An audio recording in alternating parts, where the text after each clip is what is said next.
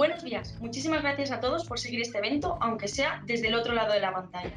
En nombre de GEPAC les doy la bienvenida a la tercera Cumbre Española contra el Cáncer, que tiene como lema ahora más que nunca. En estos momentos en los que el coronavirus ha captado toda la atención científica, política y mediática, se quiere poner de manifiesto la importancia de seguir avanzando en oncología y no detener los diagnósticos, los tratamientos y las revisiones médicas a pesar de la pandemia. No podemos olvidar que el cáncer sigue ahí y no considerarlo en su justa medida supone, para los pacientes, una pérdida de oportunidades de tener un mejor pronóstico, con todo lo que ello supone tanto en los tratamientos como en su calidad de vida. Aunque no ha podido ser presencialmente, no queremos dejar pasar la oportunidad de reunir por tercer año consecutivo a pacientes, profesionales sociosanitarios de la industria farmacéutica y representantes de la Administración con el objetivo de debatir, escucharnos y enriquecernos con todas esas variadísimas perspectivas que cada uno de los ponentes puede aportar desde tan distintos ámbitos profesionales. Queremos arrancar la jornada agradeciendo de una forma muy especial su presencia en este acto a doña Begoña Barragán García, presidenta del Grupo Español de Pacientes con Cáncer, y a doña Ana María Pastor Julián, vicepresidenta segunda del Congreso de los Diputados, que serán las encargadas de inaugurar el evento. Bueno, no les hago esperar más, así que le cedo en primer lugar la palabra a doña Begoña Barragán García. Buenos días a todos. Es un placer daros la bienvenida a la tercera cumbre contra el cáncer que organiza el Grupo Español de Pacientes con Cáncer. En primer lugar, quiero dar las gracias a doña Ana Pastor Julián, que me acompaña en este acto de inauguración. Ella es vicepresidenta segunda del Congreso de los Diputados y amablemente ha aceptado la invitación de inaugurar el acto. El año pasado, la segunda cumbre contra el cáncer que celebramos en el Ministerio de Sanidad fue el último acto que pudimos hacer presencial. El COVID ha marcado nuestras vidas y nos ha hecho reinventarnos y que cambiemos toda la forma de comunicación en pro del beneficio de la salud de todos.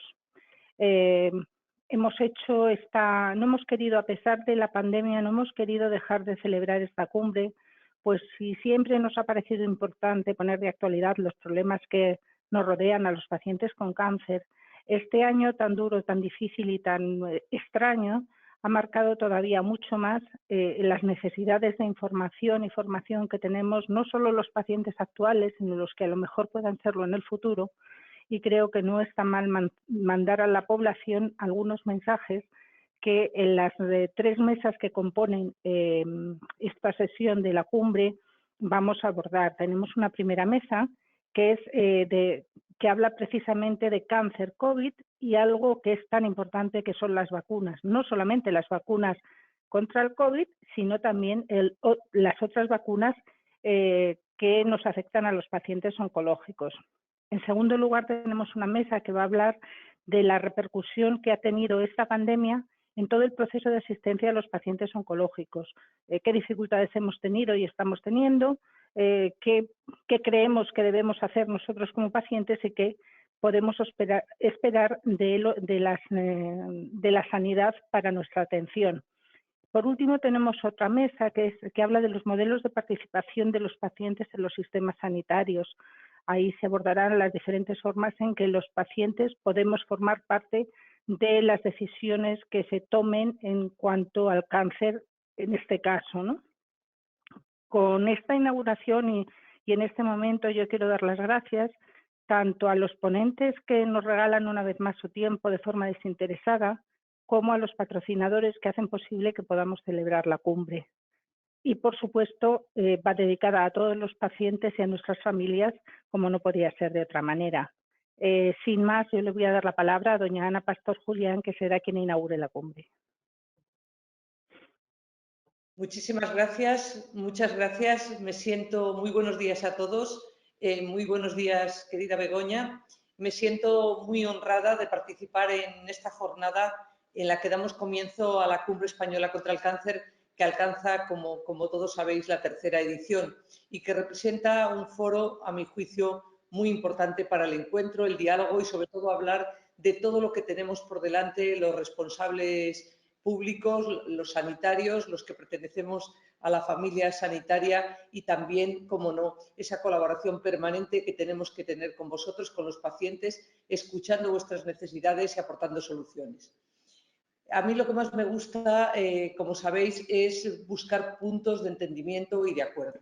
Y por eso creo en el diálogo. Un diálogo que nos va a permitir escuchar las voces de profesionales sociosanitarios, de miembros del sector farmacéutico, de representantes políticos y, sobre todo, de vosotros, de los pacientes que sois y debéis ser siempre la razón fundamental de nuestro trabajo, ya sea que este sea desarrollado en el ámbito asistencial, en lo científico o de la gestión pública, como es nuestro caso.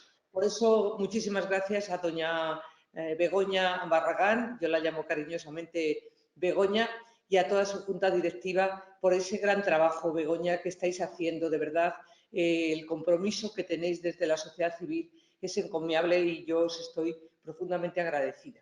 La realización de esta cumbre, a pesar de la difícil situación por la que estamos atravesando, representa el compromiso y el esfuerzo de este grupo español de pacientes con cáncer que desde que se creó en el 2010 ha conseguido congregar a más de 100 organizaciones y que tiene una labor muy activa a favor de la concienciación y de la defensa de los derechos del paciente con cáncer. Igual que en el 2020, las actividades del Día Mundial contra el Cáncer se desarrollan hoy bajo el signo de la pandemia de la COVID-19. Y por ello resulta especialmente relevante el tema que preside esta tercera cumbre, vuestra tercera cumbre, que es ahora más que nunca. Sin duda, la llegada a nuestras vidas de la COVID-19 ha acaparado nuestra vida pública, pero sobre todo el esfuerzo del personal sociosanitario e investigador y la atención mediática. Pero sobre todo a quien ha afectado de una manera muy directa, además de a todas las personas que desgraciadamente han fallecido, a todas las personas contagiadas, también a vosotros. Nos encontramos en una tercera ola de la pandemia y es evidente que tenemos aún una larga y difícil lucha por delante, pero esa lucha no debe quedarse en lo contingente. Por el contrario, la pandemia nos ha puesto ante un reto que nos exige una mirada amplia, un análisis integral a propósito de nuestra situación sanitaria y de lo que debemos mantener, mejorar y construir en nuestro Sistema Nacional de Salud. Pues bien, la perspectiva del paciente con cáncer no solo nos ayuda, sino que resulta decisiva para comprender y dimensionar adecuadamente los medios y los criterios con los que debemos enfrentarnos a estos nuevos desafíos que se le plantean a la sanidad española. Tenemos un muy buen sistema sanitario. Lo que hemos tenido es una crisis brutal de salud pública que ha hecho que el sistema sanitario se tensione a unos niveles impresionantes, que nuestros profesionales sanitarios tengan una carga asistencial como nunca había pasado hasta ahora. Y desde aquí mi agradecimiento a todos y cada uno de ellos. Por eso, ahora más que nunca, tenemos que hacer una reflexión en profundidad en qué tenemos que mejorar nuestro sistema sanitario. Y como yo propuse en la Comisión de Reconstrucción, aquel Congreso de los Diputados, hay que hacer un plan especial para recuperar toda la actividad asistencial perdida. Por eso, ahora más que nunca, significa que las necesidades del paciente con cáncer deben ser plenamente incorporadas como componente impostergable de todas aquellas políticas y medidas que se lleven a cabo para hacer posible la eficacia de nuestro sistema sanitario en el contexto actual. Y de ahí mi empeño en que haya un plan nacional de recuperación de la actividad asistencial.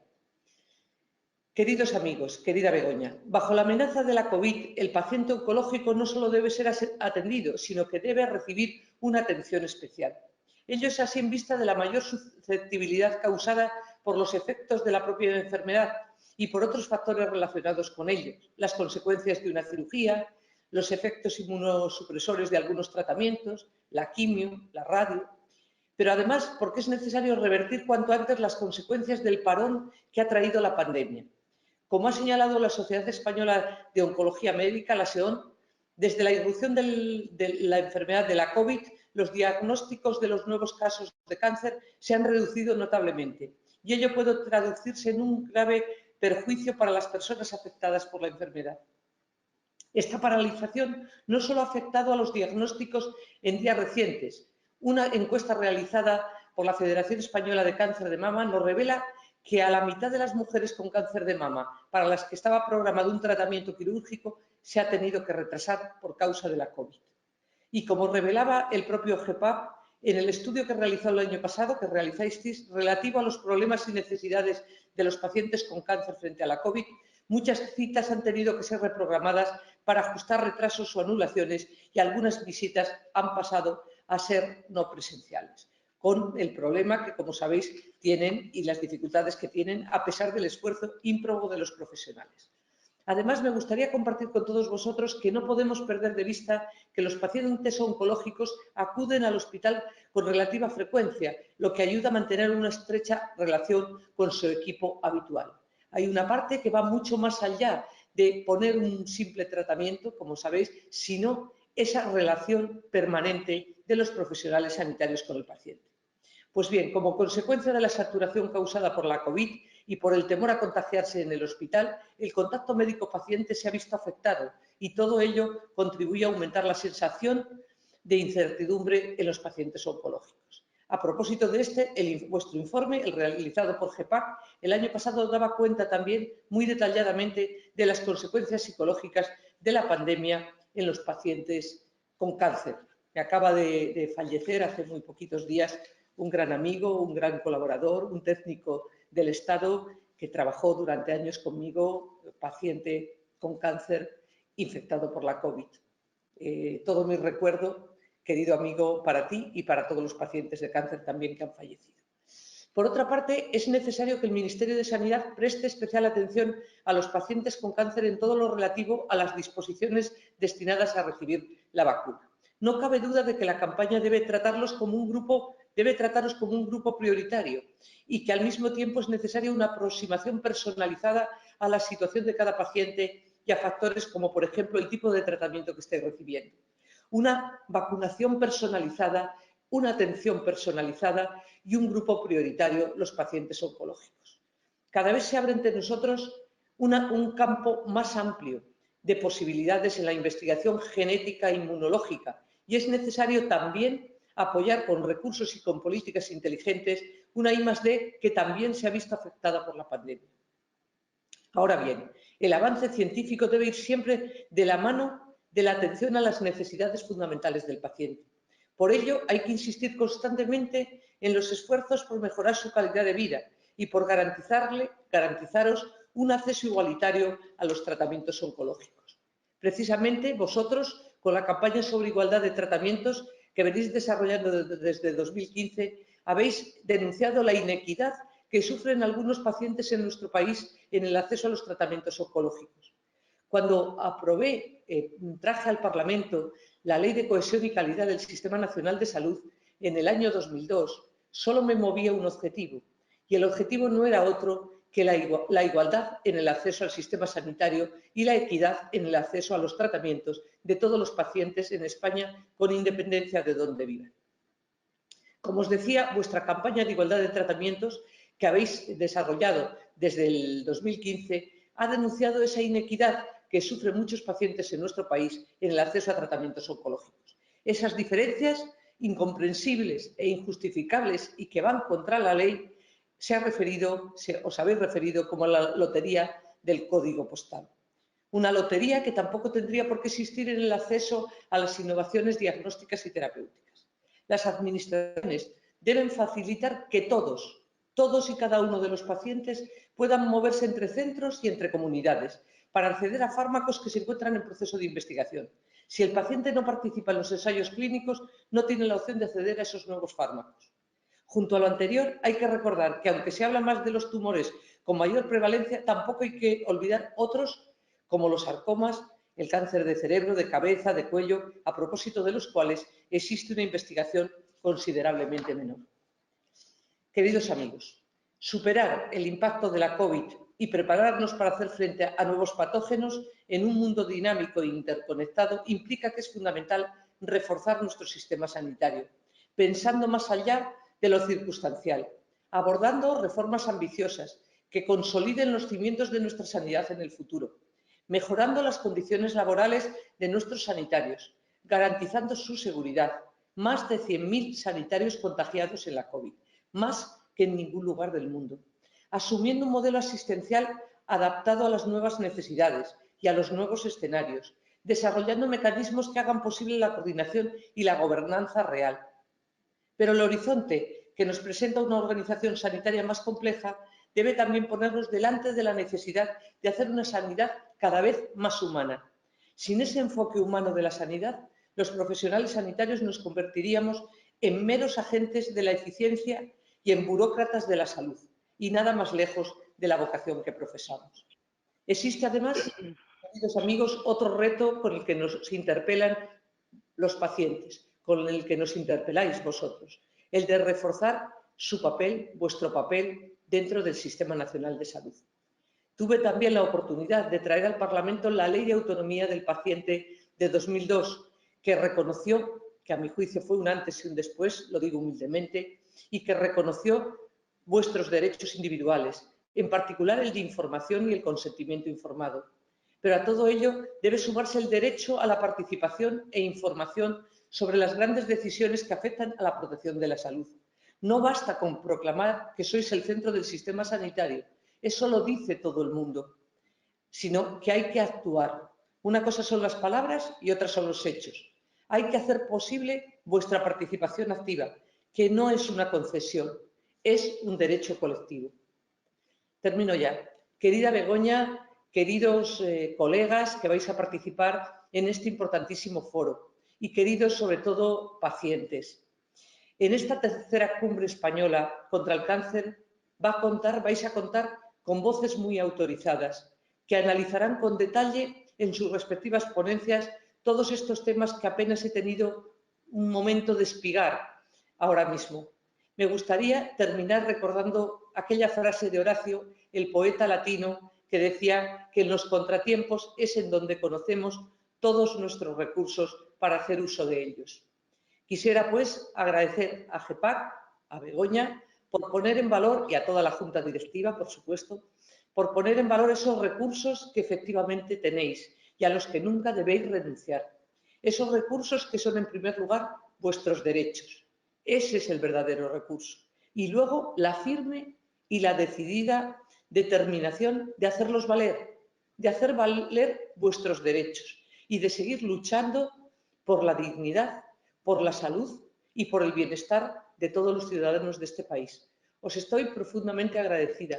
Contar conmigo como legisladora que soy ahora, como vicepresidenta del Congreso de los Diputados, para trabajar codo con vosotros y, sobre todo, para afianzar esa equidad del Sistema Nacional de Salud, ese acceso en igualdad al tratamiento y, sobre todo, ese plan de recuperación tan importante de las listas de espera y de las demoras que estáis teniendo en muchos casos los pacientes oncológicos. Y desde aquí mi agradecimiento a todos los profesionales sanitarios, a mis colegas, mis compañeros, también especialmente a todos los oncólogos, maravillosos oncólogos de este país, por todo el esfuerzo que están haciendo en un momento tan tremendo, tremendo como es la pandemia. Y ojalá que se puedan vacunar de forma prioritaria todos los pacientes oncológicos, porque sois sin duda un grupo, un colectivo de especial atención y prioritario sin ninguna duda. Mucha suerte y estoy segura que nos veremos personalmente y nos daremos un abrazo. Un abrazo a todos. Muchas gracias a ambas por acompañarnos en un día tan importante. A continuación, para que nos explique la temática de la mesa Cáncer, COVID-19 y sus vacunas y presente a sus ponentes, doy paso a doña Sandra Pulido Berruga, redactora en Gaceta Médica. Buenas tardes a todos. Arrancamos con la primera mesa de la tercera cumbre española contra el cáncer. La mesa recibe el nombre de Cáncer, COVID-19 y sus vacunas. En ella vamos a hablar sobre cómo puede influir la COVID-19 en los pacientes con cáncer, dialogaremos sobre las últimas vacunas para este virus y expondremos todo lo que deben conocer aquellos que se enfrentan a un proceso oncológico en estos momentos. Para ahondar en estos asuntos contamos con diversos profesionales que nos van a hablar desde distintos puntos de vista acerca del mismo.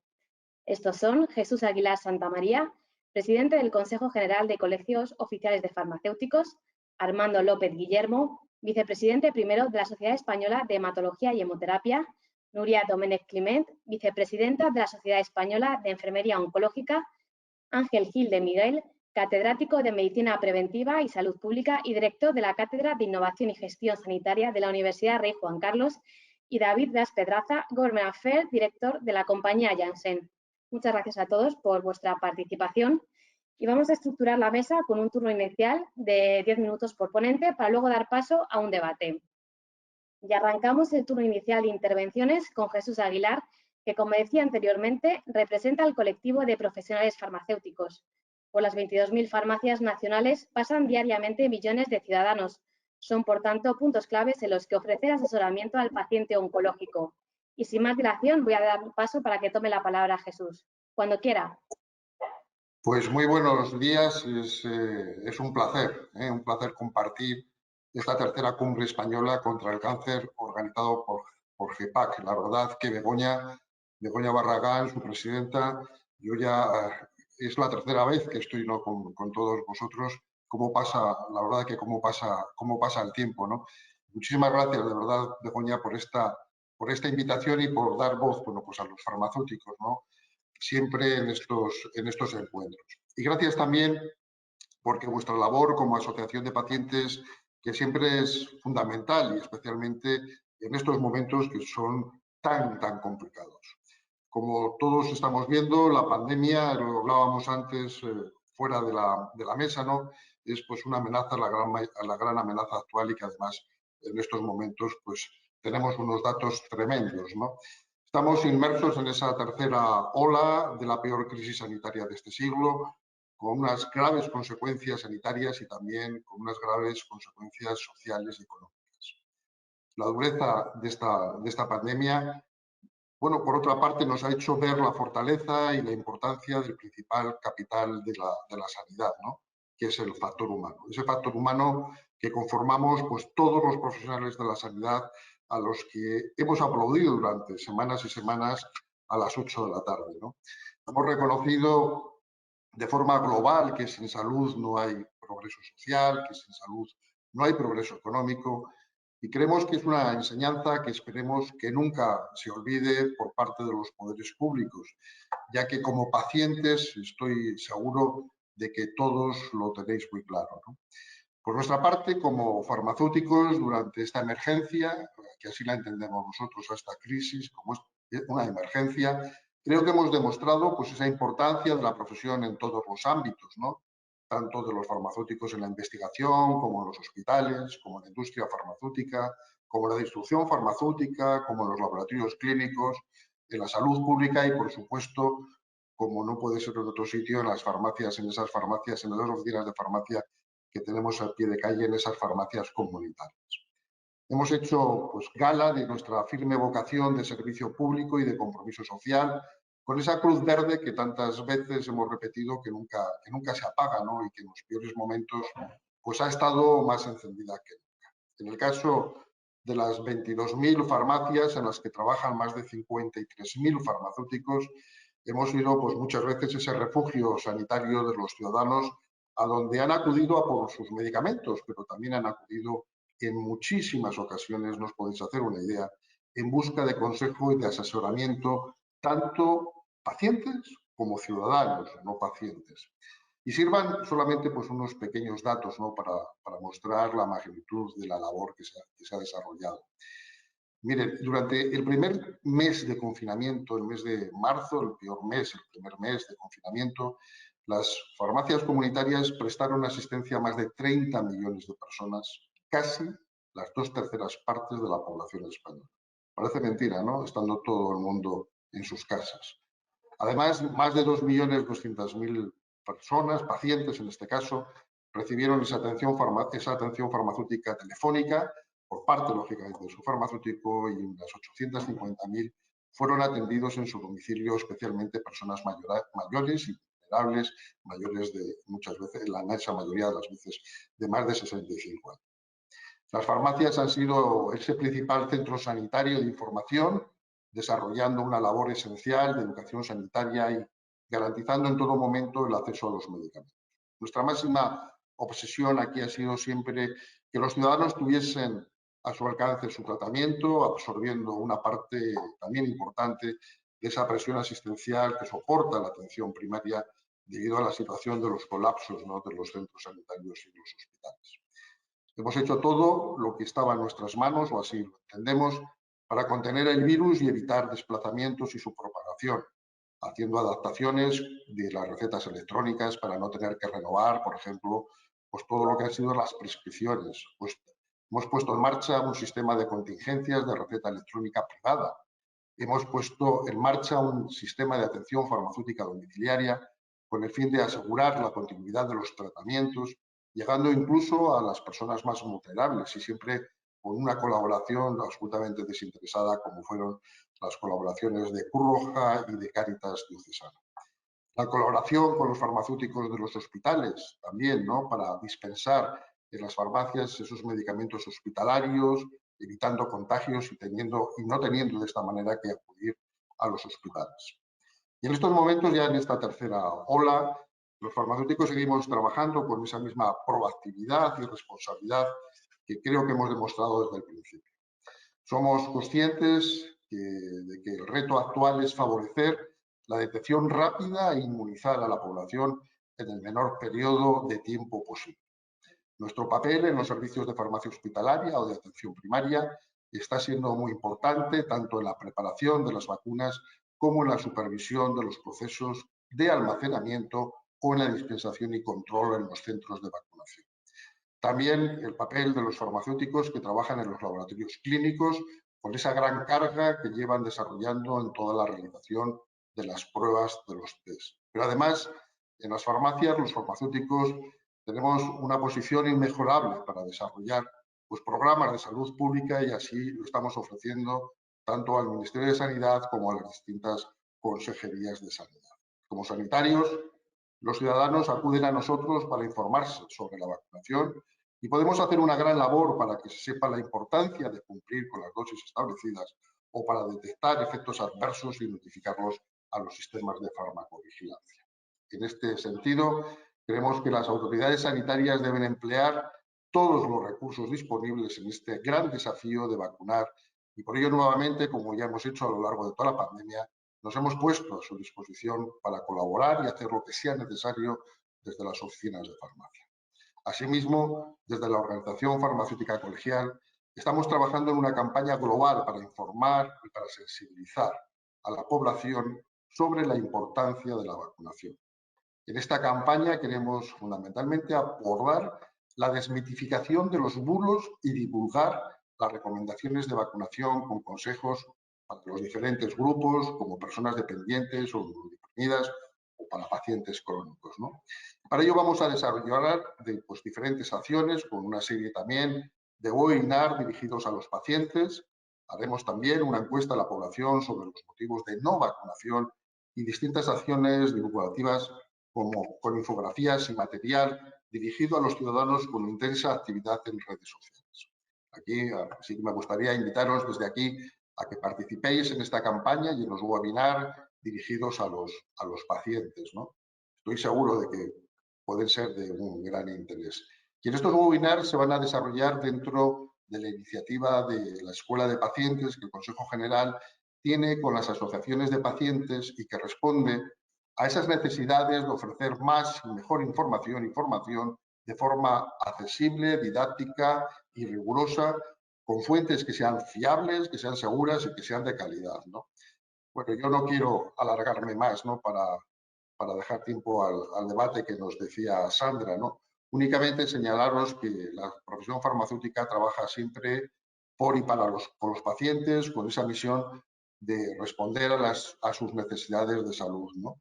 Que sepáis que los farmacéuticos siempre tendréis unos firmes aliados.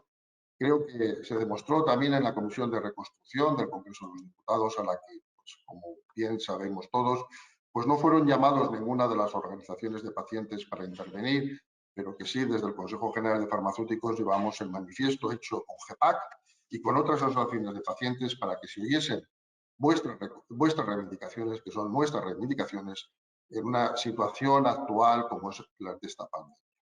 Esta es nuestra vocación, que se escuche a los pacientes, porque en vosotros, así lo entendemos nosotros, está también la respuesta a lo que debemos hacer y hacia dónde debe encaminarse el futuro de la sanidad y de la reconstrucción del sistema sanitario.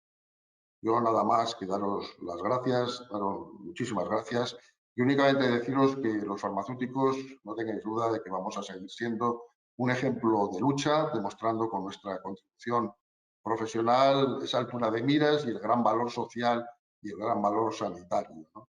Siempre hemos estado, estamos y estaremos dispuestos a cooperar con el resto de los profesionales sanitarios, además, como no puede ser de otra manera, con la sociedad civil y con las autoridades en el beneficio de la salud pública y del bienestar de todos los ciudadanos. Muchísimas gracias. Muchas gracias, Jesús, por su intervención. Una vez conocida esta experiencia, nos trasladamos al hospital para ahondar de la mano de los especialistas en la relación e incidencia que puede tener la COVID-19 en el paciente oncológico. Para ello contamos con la visión y experiencia de Armando López Guillermo. Cuando quiera, doctor. Bueno, buenas tardes. Pues nada, primero de todo, pues muchísimas gracias por la invitación en mi nombre y sobre todo en nombre de la Sociedad Española de Hematología y Hemoterapia, que bueno, estamos encantados de participar en todos estos eventos dirigidos por las asociaciones de pacientes particularmente. Entonces yo he preparado unas diapositivas. Entonces el primer punto es que, bueno, a todos nos ha llegado esta enfermedad tan horrorosa y los pacientes que además tienen otra enfermedad como es la enfermedad oncológica, pues mucho más, ¿no? Y lo que no hay duda es de que los pacientes con oncológicos, que si se contagian de COVID, pues tienen más riesgo de desarrollar una enfermedad grave o muy grave. Y eso tanto en el momento del diagnóstico de la neoplasia como durante el tratamiento y prácticamente hasta 5 años después de haber alcanzado la respuesta. Hay que decir de todas maneras que la incidencia real y la comparación, estamos hablando de neoplasias en general, hay muchas muy distintas, realmente no las conocemos bien porque los estudios que tenemos son estudios retrospectivos y con pocos datos comparativos entre los cánceres, básicamente porque no hace ni un año que tenemos esta enfermedad con nosotros, bueno, al menos que sepamos, ¿no? Y todo eso conlleva que estos pacientes pues requieren ingreso, requieren muchos la UCI, etcétera, y al final, lo más terrible, que la mortalidad del COVID es en estos pacientes globalmente muy alta. Muy alta, lo que se ha descrito, sí, que si en la población general pues esta tasa de mortalidad podía estar entre un 2-3%, en los pacientes oncológicos podía llegar en algunas series hasta el 61%. De hecho, quizás los datos de un metaanálisis, que son los que dan una idea más global, podía estar algo menos de un 30%, que desde luego es muchísimo. Y evidentemente no a todos afecta por igual. Hay factores como son la edad, la presencia de comorbilidades, de otras enfermedades, etcétera, de que no estén en respuesta al tratamiento, etcétera, que realmente seleccionan a aquellos pacientes oncológicos que por desgracia van mal. No voy a entrar hoy en el problema que ha supuesto también, que ha sido un problema muy gordo, en el retraso al diagnóstico, particularmente el diagnóstico precoz, el diagnóstico e incluso el tratamiento de los pacientes oncológicos durante estos meses, y está siendo por la pandemia, pero quizás no es el tema de hoy. Si me centro en las neoplasias hematológicas, yo al final soy hematólogo y represento a la Sociedad de Hematología y Hemoterapia, pues las cifras son parecidas a las que llamamos neoplasias sólidas, ¿no? Quizás la parte de los linfoproliferativos, de los linfomas, podían ser más sensibles a la enfermedad porque justamente afectan a la célula linfocito, a la célula que se encarga de defendernos, y por los tratamientos que son inmunosupresores. Pero incluso en los linfomas, con los datos de GELTAMO, del Grupo Español de Linfomas, pues la mortalidad, como veis, es parecida, como ven, es parecida a la del resto de pacientes oncológicos. Y ahí, una vez más, son importantes, además de la enfermedad, la edad, el estado de la enfermedad, si es refractaria o no, si están haciendo tratamiento activo o no, etcétera. Luego hay otras, hay que decir que en hematología hay algunas enfermedades que son malignas, pero más crónicas, algunas que no requieren tratamiento, como la leucemia linfática crónica, la mieloide crónica, etcétera, y que es difícil en esto saber cuál es el impacto real, cuál ha sido el impacto real de la pandemia. Por otro lado, en hematología tenemos procedimientos intensivos y muy inmunosupresores, como pueden ser los trasplantes particularmente halogénicos o las nuevas terapias CAR, que sin duda predisponen a los pacientes a tener grandes complicaciones si se contagian de COVID. Y en todo esto estamos cuando han llegado afortunadamente las vacunas. Ya a día de hoy, pues ya llevamos unas semanas de vacunación, parece que una parte de la población más sensible ya se está vacunando, los sanitarios también estamos en ello, y las vacunas he enseñado esta de aquí, estos son los datos de la vacuna de Pfizer, ¿no? Que es la primera que se empezó a usar, es una publicación de hace menos de un mes, Y aquí vemos pues, lo que ocurre. Los pacientes que no se han vacunado en azul pues, van contagiándose y padeciendo la enfermedad, mientras que los que están vacunados, pues como pueden ver realmente la curva es plana y muy poquitos se contagian. Con estos datos y sabiendo que realmente la toxicidad que nos dicen que hay pues es muy leve, yo creo que, en fin, yo creo que todo el mundo debería estar deseando vacunarse. Y particularmente los pacientes oncológicos. ¿Y qué tenemos que decir de vacunas en los pacientes oncológicos? Bueno, primero que sin ninguna duda la profilaxis con vacunas es particularmente necesaria en estos pacientes, dado que tienen un altísimo riesgo, como acabamos de ver. El problema es que no existe experiencia específica en esta población de pacientes con cáncer, ya que esta población ha sido sistemáticamente excluida de los ensayos clínicos. Y esto no es una crítica a los ensayos clínicos, obviamente los tenían que hacer en la población general y bastante rápido que han ido. Pero, claro, no se han incluido pacientes oncológicos. En realidad, en uno de los estudios hay como un 3% de pacientes que tenían algún antecedente oncológico, pero que realmente no tenían un cáncer activo. Por lo tanto, en definitiva, no se conoce ni la eficacia de la vacuna en estos enfermos, ni la duración de la protección, si existe. Que por un lado pues, puede ser menor en pacientes que están en tratamiento con quimioterapia, particularmente aquellos que están en terapias que eliminan los linfocitos T, pues como muchos anticuerpos monoclonales, rituximab, etcétera, o tratamientos tipo terapia CAR. Y no hay ninguna duda de que va a ser necesario un estudio prospectivo sobre la eficacia y la seguridad en esta población conforme vayamos vacunándolos. De todas maneras, tenemos datos de lo que ocurre en estos pacientes con otras vacunas y concretamente muchos datos con la vacuna de la gripe, que en muchos aspectos podría ser similar. Sabemos que los pacientes con cáncer, pues aunque es verdad que la vacuna de la gripe es algo un poquito menos eficaz, sin embargo se muestra muy útil y es completamente segura, de manera que no hay a priori ningún problema en ese sentido. Y de manera general, siempre puede haber alguna cosa concreta en algún tratamiento concreto, pero de manera general no vemos en las vacunas anti-COVID nada que sea motivo de mayor toxicidad en la población de pacientes que tienen un cáncer. De manera que con todo esto, pues bueno, se han hecho diferentes recomendaciones. Hay que decir que todas las sociedades, las americanas, las europeas, la sociedad de oncología, la sociedad de hematología, también la sociedad española, la de hematología, hemoterapia, la de oncología también, han sacado diferentes recomendaciones. Yo aquí solo tengo unos minutos, entonces voy a simplemente dar una pincelada de algunas de ellas. La primera de todas, yo creo que es la más importante y conceptualmente es lo importante. Todos los pacientes con cáncer deberían vacunarse frente a COVID con independencia de sus otros factores de riesgo. Y ello de manera prioritaria. Es decir, que tendrían que estar inmediatamente en los próximos a vacunarse. Y desde luego debería incluir todos los pacientes hasta al menos 5 años de que están en respuesta, pacientes incluso con linfoma o otros que han recibido tratamientos linfodeplectivos o procedimientos intensivos, también los pacientes incluidos en ensayos clínicos, es decir, la idea general, como norma general, todo paciente con cáncer debería vacunarse. Eso sí, el momento exacto de la vacunación, para asegurar una mayor protección, hay que decidirlo caso a caso, pues según qué tipo de neoplasia sea, cuáles son sus características, el tratamiento que ha recibido, cuál sea el plan terapéutico posterior, etc. Y aquí en un minuto no puedo yo resumir todas las situaciones, porque ya en mi propio campo pues no es lo mismo un paciente que tiene un linfoma folicular, que está en la fase de mantenimiento, que no tendrá mucho problema, o un paciente con una linfática crónica que está tomando pastillas de ibrutinib, o a un paciente que está con una leucemia aguda justo en el momento de la inducción, del primer tratamiento. Obviamente, estas son situaciones muy distintas y ahí sí que tiene que ser el médico tratante el que decida en qué momento es mejor.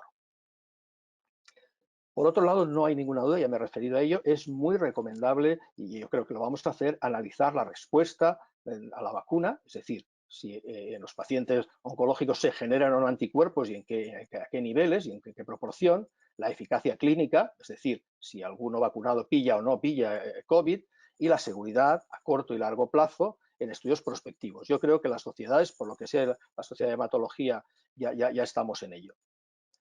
Otro punto importante es que debe vacunarse asimismo al personal sanitario para minimizar la transmisión nosocomial, o sea, en los hospitales. Obviamente esto ya se está haciendo, de manera que esto no tiene que ser un problema. Un aspecto importante es que hay que mantener y extremar todas las medidas profilácticas, aunque el paciente esté vacunado. Por lo tanto, pues el uso de mascarillas, que particularmente los pacientes oncológicos no se las van a quitar en muchos meses, todas las normas de higiene y todas las normas de aislamiento. Y luego un aspecto que la verdad es que no sale en muchas de las guías, pero que es lo que hacemos en la gripe y que yo creo que sería importante y podemos discutirlo, sería deseable también la vacunación prioritaria, ya no solo de los pacientes, sino de los convivientes o cuidadores directos de los pacientes oncológicos de alto riesgo. Yo creo que hasta aquí ya he agotado mis 10 minutos. Yo creo que con esto ya tengo he dado una primera impresión sobre mi punto de vista del tema y luego podemos discutir pues, todos los diferentes aspectos. Pues muchas gracias, doctor. Efectivamente, luego ahondaremos más en alguno de los temas. Y para continuar con el abordaje del paciente oncológico y en especial en el actual contexto de COVID-19, es asimismo fundamental la asistencia del personal enfermero y el especial vínculo que se crea entre estos profesionales y el paciente. Para introducirnos en esta relación, contamos con la participación de Nuria Domenech, vicepresidenta de la Sociedad Española de Enfermería Oncológica. Muchas gracias, Nuria. Cuando quiera. Hola, buenos días. En primer lugar, agradecer a la organización la invitación a la SEO, a la que hoy represento. Siguiendo el título de mi ponencia, el papel de la enfermera en las personas afectadas de cáncer, me gustaría hacer un brevísimo resumen del papel que desempeña la enfermera oncohematológica en el proceso de atención y cuidado a las personas con cáncer. Prestamos unos cuidados integrados, centrados en las personas con unas funciones y responsabilidades que van desde la promoción de la salud, la detección del cáncer, la coordinación en la atención, la prestación de los tratamientos en hospital de día, también en radiología, en trasplantes hematopoyéticos, en ensayos clínicos, etc. El manejo de los síntomas y la disminución de las complicaciones, apoyamos emocionalmente y socialmente a los pacientes con cáncer, atendemos en la supervivencia y, por supuesto, en los cuidados paliativos en la atención al final de la vida. Todo este continuum de atención se vio truncado por la irrupción de la pandemia que nos está afectando y esto nos obligó a reestructurar nuestro sistema sanitario. Y concretamente en los pacientes con cáncer, pues el objetivo principal era minimizar el riesgo de contraer la infección por coronavirus y para ello pues se reestructuraron los servicios con circuitos seguros, tuvimos que acondicionar salas de espera, consultas, espacios donde administramos los tratamientos, utilizar equipos de protección correcto, mascarillas de FP2, medidas higiénicas, implementación de pruebas PCR y lamentablemente pues también tuvimos que tomar medidas que afectaban aspectos más psicológicos o emocionales como la reducción de acompañantes y familiares, manteniendo en la medida de lo posible nuestra actividad. La reestructuración de los servicios y la modificación en los tratamientos ha tenido y tendrá consecuencias, que las más importantes pues son las que podemos ver en la pantalla. El número de pacientes atendidos disminuyó un 14%, el número de nuevos casos de pacientes en primera consulta ha disminuido un 21%, lamentablemente pues consecuencia de una disminución en la actividad diagnóstica, puesto que las citologías descendieron un 30% y las biopsias, por ejemplo, en un 23%. También hay otros parámetros que han decrecido, como la atención en radioterapia, en estudios clínicos, etc. En contrapartida, se multiplicaron por 3 las consultas telefónicas o por videollamada y en este sentido hay que remarcar que el seguimiento y control de los efectos secundarios y complicaciones mediante la consulta telefónica nos planteó a las enfermeras un reto muy importante, ya que necesitamos establecer un protocolo específico, puesto que en los pacientes oncológicos que están recibiendo tratamiento, pues algunos síntomas asociados con COVID y los asociados con los diferentes tratamientos, como puede ser una quimioterapia o una terapia dirigida, pues pueden superponerse. Si nos refieren fiebre o falta de aire o dificultad para respirar o pérdida del gusto o el olfato, pues debíamos utilizar nuestras habilidades y conocimientos para poder obtener la información necesaria para discernir a qué correspondía cada síntoma, ¿vale? Eso fue, la verdad, un reto. Y hay que tener en cuenta que posiblemente estos datos pueden crecer porque en los últimos meses con la tercera ola pues hemos tenido que volver a algunas de estas medidas que pusimos en marcha en el mes de marzo. Tenemos que recordar que los pacientes con cáncer tienen mayor riesgo de enfermedad grave y mortalidad por la infección de COVID, como ha comentado pues, nuestro compañero. Y de hecho, la estrategia de vacunación del Ministerio sitúa a las personas con cáncer en población de riesgo. Por tanto, será prioritaria esta vacunación. Y teniendo en cuenta dentro de todos los pacientes oncológicos, pues hay una prioridad, según las recomendaciones de sociedades científicas, a los pacientes con cáncer avanzado, en tratamiento activo potencialmente inmunosupresor, especialmente en aquellos con cáncer de pulmón y en aquellos que se hayan diagnosticado en el último año. Para el resto, pues con antecedentes de cáncer se recomienda considerar el resto de factores como la edad, el estado general o comorbilidades. Y siempre pues, con las recomendaciones del oncólogo o hematólogo de referencia. ¿Qué debemos saber? En líneas generales, que la vacuna es voluntaria y gratuita, que en la primera fase se utilizará la vacuna de Pfizer con 2 dosis con 21 días de separación entre ellas, o si es la de Moderna, pues con 28 días, que puede producir efectos secundarios como la mayoría de vacunas o como la mayoría de medicamentos, pero que estos son leves y de corta duración. Y entre ellos pues, podemos destacar la febrícula, el dolor en el punto de inyección, molestias, un malestar, dolor muscular, etcétera, pero como digo, son leves. La protección óptima se consigue a las 2 semanas de la segunda dosis. Según las recomendaciones, la única contraindicación sería la alergia a la propia vacuna o a alguno de sus componentes. Y como digo, por supuesto, hay que seguir las recomendaciones del oncólogo o del hematólogo antes de la administración. ¿Y cuál es nuestro papel como enfermeras? Pues tenemos un papel muy importante, no solamente en esta campaña, en todas las campañas de vacunación, puesto que ya las llevamos a término, tanto infantiles como de adultos. Tenemos mucha experiencia, llevamos campañas conjuntamente con Salud Pública más de 30 años, planificándolas, estableciendo la organización y logística necesaria para llevarlas a cabo de la forma más eficaz y eficiente. Y las hemos llevado a cabo y las llevamos a cabo en centros de atención primaria, en domicilios de personas gran dependientes y en los centros sociosanitarios. La administración de una vacuna conlleva un protocolo que es necesario conocer y que debe llevarse a cabo por los profesionales más adecuados en función de sus competencias, con las mayores garantías y en condiciones de máxima seguridad, y más en la administración pues, de una vacuna que está pues, recién fabricada, como podríamos decir. Podríamos dividir nuestro papel en 2 partes. Una primera parte, toda aquella acción encaminada a la logística, al control, a la organización de equipos de almacenamiento de vacunas, configurar los listados de la persona de riesgo en base a las directrices, asegurar el acceso al sistema informático, el control de materiales apropiados para garantizar la administración de las vacunas y realizar las campañas de información y captación de esas personas de riesgo.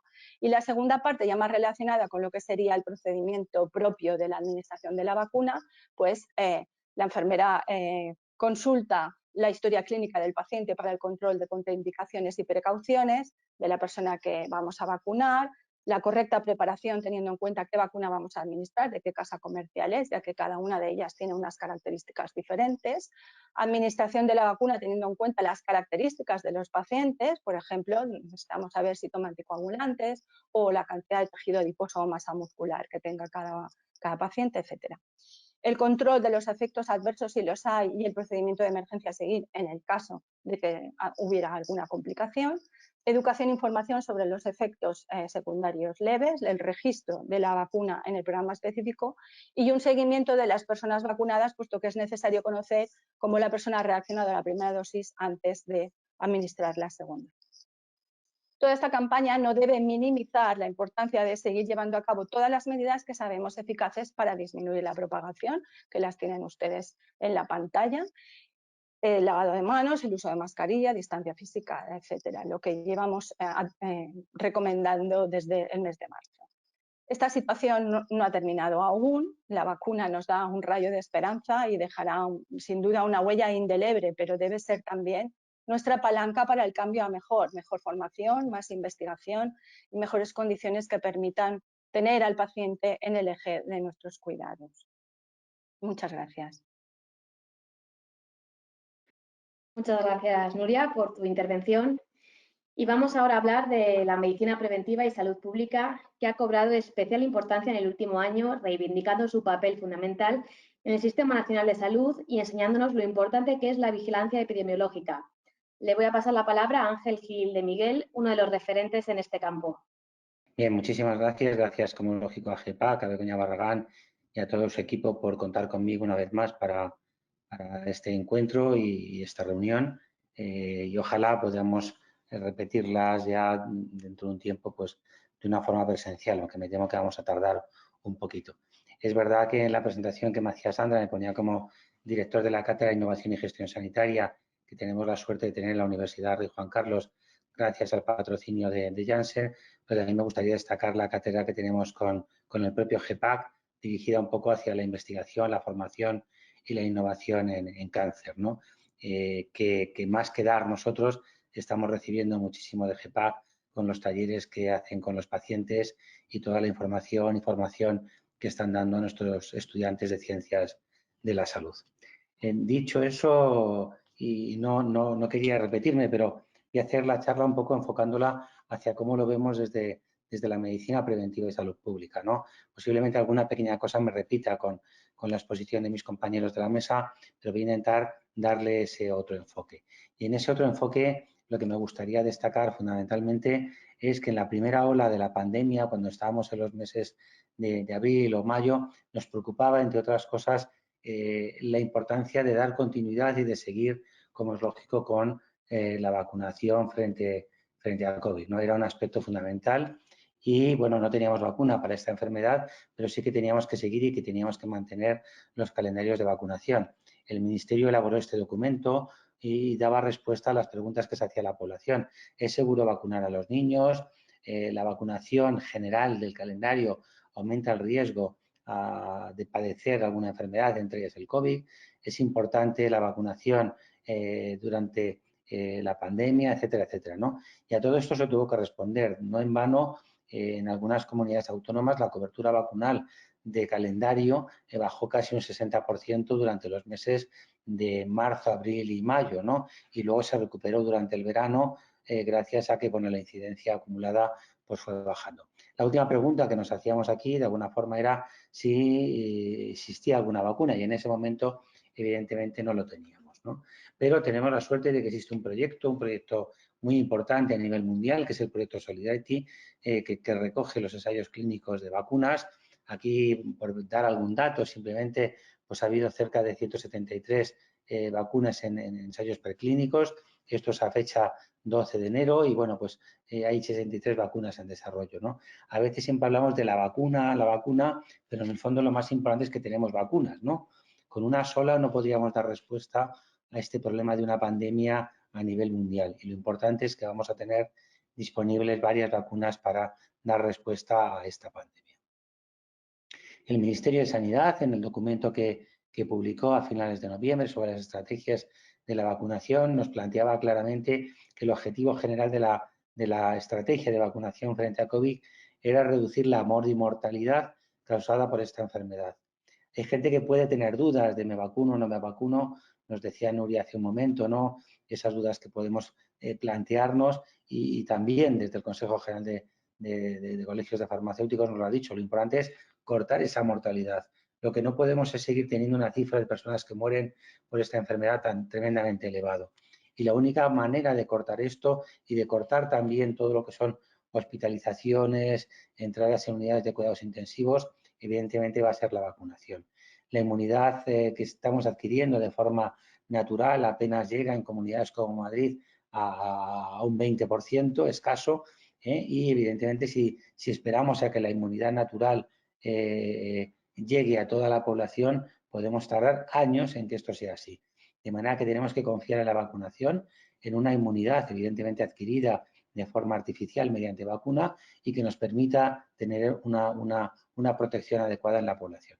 Afortunadamente, la Unión Europea ya desde el inicio de las investigaciones clínicas adquirió compromiso con 7 compañías, que no son 7 porque muchas de ellas han unido sus esfuerzos para intentar conseguir una vacuna y, bueno, pues tenemos 7 candidatos a vacuna que irán llegando a lo largo de este año 2021, ¿no? Ya se ha dicho aquí, ya tenemos disponibles vacunas, la vacuna de Pfizer, que es la que estamos administrando de forma generalizada en este momento en la población, una vacuna obtenida a partir del RNA mensajero, que dicho de forma coloquial, lo que introducimos cuando ponemos esta vacuna es una pequeña parte de este RNA mensajero que codifica, lleva nanopartículas que codifican la síntesis de una proteína, la proteína S de ese virus, que reconocemos como antígeno y que gracias a eso produciremos anticuerpos para impedir que esta proteína se una a nuestras células y entre en nuestro organismo, ¿no?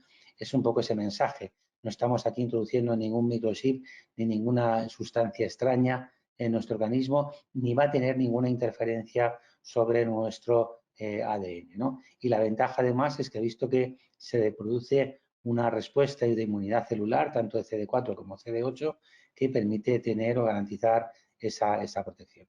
Tenemos ya la de Moderna, también ha sido autorizada. En la diapositiva pueden ver la referencia del ensayo clínico en fase 3, también lo veíamos en la de Pfizer. Es muy parecida, también es con RNA mensajero y el mecanismo de alguna manera es básicamente igual, ¿no? Bueno, pues esto quizás, bueno, de alguna manera pues nos ofrece una posibilidad más de tener una herramienta más para protegernos. Se está ya en proceso de incorporación en breve de la AstraZeneca, se está utilizando en el Reino Unido. Aquí varía de alguna manera el mecanismo. Estamos hablando de la utilización de un vector viral, de un adenovirus, que de alguna manera va a garantizar también esa misma actuación frente a la proteína S, que de alguna manera es la que tenemos que generar anticuerpos frente a ellas. Estas 3 vacunas, como digo, ya han acabado sus fases 3. En un paso u otro ya han sido aprobadas por todas las agencias reguladoras y esto es muy importante para todos, ¿no? Tener claro que cuando las agencias reguladoras, la FDA, la Agencia Europea del Medicamento o la Agencia Española, etcétera, etcétera, o la Agencia Británica, que ya ha utilizado también la de AstraZeneca, lo autorizan, tenemos que tener claro que esta autorización lleva implícito el que se ha analizado la seguridad y la eficacia de estas vacunas. Y esto, evidentemente, ha sido así. Hay más vacunas, otra que tiene un compromiso de llegar a nosotros es la vacuna de Janssen, una vacuna también basada en un adenovirus, en el adenovirus 26. Tiene varias ventajas desde el punto de vista también de salud pública, que es una vacuna que su conservación es entre 2 y 8 grados. Esto para poder disponer de la vacuna en los centros de atención primaria, vacunar de una forma más amplia y masiva a la población es una ventaja. También de que el ensayo clínico en fase 3, aunque hay grupos que se le administra 2 dosis, pero también hay personas en las que se administra 1 y yo espero y confío, he tenido la suerte de poder estar en la advisory board de esta vacuna y bueno, pues y luego pues David Baez nos puede dar más datos o información, pero posiblemente sea necesario una sola dosis, ¿no? Esto es un dato muy importante, sobre todo cuando estamos pensando en estrategias de salud pública y en una vacunación masiva a la población. Su conservación entre 2 y 8 grados, el tener una sola dosis y el que tiene una respuesta clara de inmunidad celular frente a CD4 y CD8 son datos muy importantes de que nos hablan de una protección muy posiblemente a largo plazo. Por lo tanto, una vacuna interesante que tenemos que tener ahí. También está la vacuna Novavax, en este caso son vacunas recombinantes. Esta vacuna es muy parecida a la siguiente que pondré perdonad, a la vacuna de GSK y Sanofi Pasteur, que es una vacuna recombinante y que utiliza la misma técnica que utilizamos para la vacuna de hepatitis B o la vacuna de papilomavirus. Son, digamos, técnicas conocidas y que, bueno, evidentemente, pues también nos pueden ofrecer un apoyo más a esta estrategia de vacunación. 2 palabras de la vacuna que tenemos en España, que está liderando Mariano Esteban con el Consejo Superior de Investigaciones Científicas. Se basa en el modelo de la vacuna Vaccinia, un virus inactivado de la vacuna de la viruela, pero posiblemente en breve pueden empezar la fase 1 y tenemos la suerte de que hay una empresa, en este caso Biofabri, que va a ser un poco la que se encargue de producir estos lotes para el uso en humanos, pero todavía le queda tiempo. Mientras tanto, ¿qué tenemos? Pues mientras tanto tenemos la estrategia que va a plantear el Ministerio con montones de puntos de vacunación, donde, como ya se ha dicho, los profesionales de enfermería son la pieza clave de todo este proceso. Estamos inmersos en esta primera fase y tenemos que dar paso en el mes de marzo o junio a una segunda fase, incluso una tercera fase posterior que lo que básicamente en esta primera fase se ha centrado en personal sanitario, en residencias de ancianos y en grandes dependientes no institucionalizados, un grupo tremendamente importante. Por supuesto, se espera que a partir de marzo pues, puedan entrar los mayores de 64 años, los grupos de riesgo, las personas que trabajen o viven en instituciones, entornos cerrados, trabajadores esenciales y el personal docente, y luego iremos ampliando al resto de la población. Lo ideal sería que este año 2021 sea el año de las vacunas, sea el año en el que alcancemos esa inmunidad de protección para toda la población. Quizás solo un dato, nos preocupa la cepa esta cepa nueva de UK. Recientemente Pfizer-BioNTech ha dado datos a fecha 1 de enero de que su vacuna es eficaz también frente a estas mutaciones que han aparecido, y esto quiere decir que posiblemente también todas las vacunas lo puedan ser, y esto es muy importante, sobre todo porque esta cepa empieza a circular de una forma más generalizada en nuestro medio. Y para acabar, solo me gustaría acabar con esta frase del acelerador del acceso a las vacunas de OMS, que como veis implica a fundaciones, a ámbitos públicos privados, al Gavi, porque la vacuna tiene que llegar a todo el mundo y como dicen ellos, no hay tiempo que perder en la lucha contra el COVID, nadie estará a salvo hasta que todos estemos a salvo. Por lo tanto, un ejercicio de solidaridad lo está haciendo el mundo, lo está haciendo el OMS, lo está haciendo la industria farmacéutica, pero también nosotros como ciudadanos pues tendremos que hacerlo. Esto es todo por mi parte y luego queda abierto para el debate. Bueno, pues como se ha comentado al inicio de esta mesa, tenemos como objetivo poner sobre la mesa las consideraciones entre pacientes oncológicos, COVID-19 y vacunas. Y no podríamos estar hablando de todo esto si no fuese por el esfuerzo investigador de la industria farmacéutica en este ámbito. Para explicarnos esta labor contamos con David Beas Pedraza, Government Affairs Director de Janssen. Bien, gracias Sandra. Buenas tardes a todos. Y en primer lugar, como no puede ser de otra manera, en nombre de Janssen quería agradecer pues, a GEPAC y a su presidenta Begoña Barragán la invitación para participar en este importante evento, ya en su tercera edición, y poder compartir con todos ustedes el compromiso de la industria farmacéutica con los pacientes durante toda esta desgraciada pandemia que estamos viviendo. También no quería dejar pasar la oportunidad de agradecer a mis colegas de mesa su contribución y sobre todo la labor que están llevando a cabo cada uno de los colectivos a los que representan. Bien, de forma breve, durante mi intervención me gustaría destacar algunos aspectos por los que pensamos que la industria farmacéutica, insisto, junto a otros muchos colectivos, ha tenido y está teniendo un papel esencial durante toda esta crisis. En primer lugar, me gustaría destacar la capacidad que hemos tenido todas las compañías para abastecer bien nuestro país de medicamentos, garantizando el suministro de los mismos. En segundo lugar, mantener los ensayos clínicos en marcha, adecuando los procesos y los procedimientos que tocaba.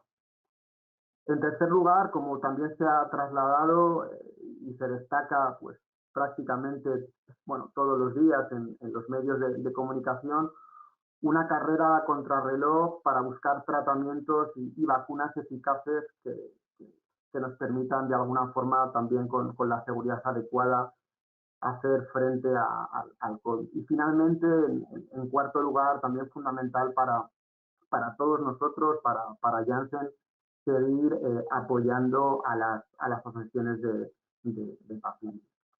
Comenzando por el primero, me gustaría poner en valor ese enorme esfuerzo que se ha hecho, como decía, a nivel de abastecimiento y de suministro, haciendo un esfuerzo enorme a nivel de plantas de fabricación, adecuando los protocolos de seguridad a la situación.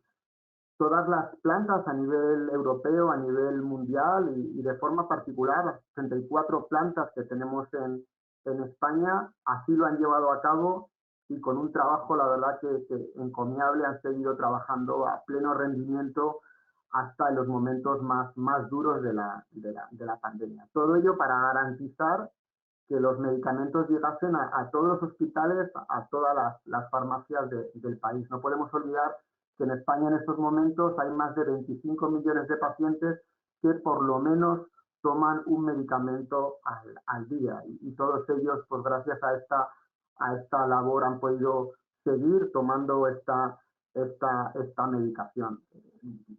Evidentemente, no quiero pensar o no queremos pensar lo que hubiera sucedido si esto no hubiera sido así, con evidentemente pues evolución de patologías, pacientes sin medicación, recaídas, mayor colapso del sistema sanitario. El segundo aspecto a destacar, como decía al principio, ha sido mantener en marcha los ensayos clínicos, ¿no? La industria farmacéutica, como saben, invierte a nivel mundial cerca de 130.000 millones de dólares en I+D, donde España además tiene un papel cada vez más relevante y cada vez más crítico, siendo referencia pues gracias al perfil de nuestros centros y de nuestros investigadores. Decir que actualmente hasta 3 de cada 10 ensayos clínicos que se hacen en Europa tienen participación de centros españoles. Un modelo, como no puede ser de otra forma, colaborativo, donde es clave la participación de hospitales, de universidades y otros centros de investigación público-privado. Como decía, se ha hecho un esfuerzo entre todos los participantes para que, adaptando protocolos, se pudieran mantener todos estos ensayos clínicos abiertos, ¿no? Siendo muy relevante el esfuerzo de las compañías, pero también de investigadores en esta adaptación, ¿no? Sin olvidarme también de la labor de todas las CROs que también pues contribuyen con la monitorización necesaria en este tipo de estudios. De forma específica, en el entorno de COVID, decir que gracias a la coordinación de toda la industria farmacéutica con la Agencia Española de Medicamentos, con el Ministerio y los centros hospitalarios, se han puesto en marcha más de 90 ensayos clínicos para luchar contra el virus, con la participación de más de 25.000 pacientes. Muchos de ellos sabemos que son fármacos ya comercializados para otras patologías, como pueden ser fármacos antirretrovirales, que se han testado y que se siguen testando para ver si de alguna forma pueden trasladar algún tipo de contribución desde un punto de vista de eficacia contra el virus. En todo este contexto, decir que España, pues también me gustaría destacar como dato que es el país a nivel europeo con mayor número de ensayos aprobados a este respecto y el cuarto a nivel mundial.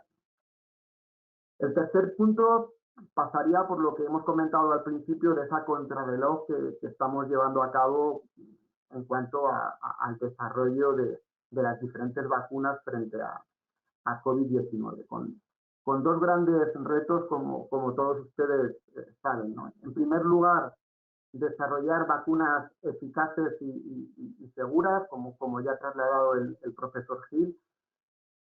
Es importante recordar que estamos haciendo en un año lo que normalmente se hace en 10, 12 años, y esto se consigue no saltándose etapas del proceso de desarrollo, sino solapándolas, trabajando de forma colaborativa como nunca se había hecho hasta ahora con las autoridades reguladoras, tanto europeas como locales. Desde luego un esfuerzo muy relevante por parte de todos. También se ha comentado, hay más de 200 vacunas en desarrollo en estos momentos, si bien solo unas pocas pues, van a llegar a culminar el proceso de desarrollo clínico y su posterior aprobación. A día de hoy, 35 de ellas están en fase de investigación clínica y de estas 35, aproximadamente unas 10 están en una fase de investigación clínica avanzada en humanos. Si bien también es verdad que creo que un mensaje que me gustaría trasladar y que es relevante en esta carrera por las vacunas, todas son importantes. Todas las vacunas que lleguen a finalizar el proceso de desarrollo van a ser necesarias para poder de alguna forma contribuir a la finalización de este virus. Y el segundo reto, como decía antes, pasa por reproducir estas vacunas a gran escala, ¿no? Y ahí, pues, lógicamente, todo lo que es los procesos de fabricación van a ser claves, ¿no? Pensemos que se pueden llegar a necesitar más de 10.000 millones de dosis de vacunas.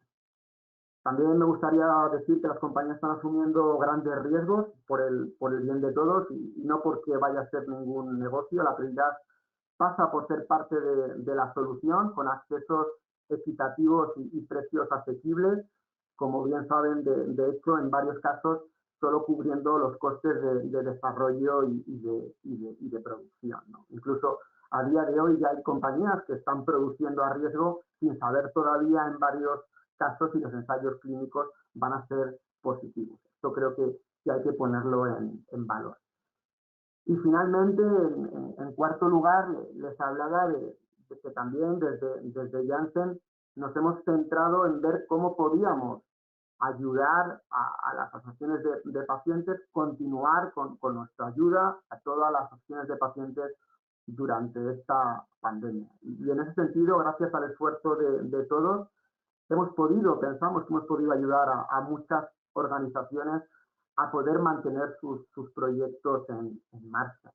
De forma específica, en el caso de GEPAC o en el caso de AEAL, la verdad que estamos orgullosos de haber contribuido a que los proyectos de apoyo psicológico que están desarrollando sus psicooncólogos se pudiesen mantener incluso una vez más durante la etapa más compleja y más dura del confinamiento.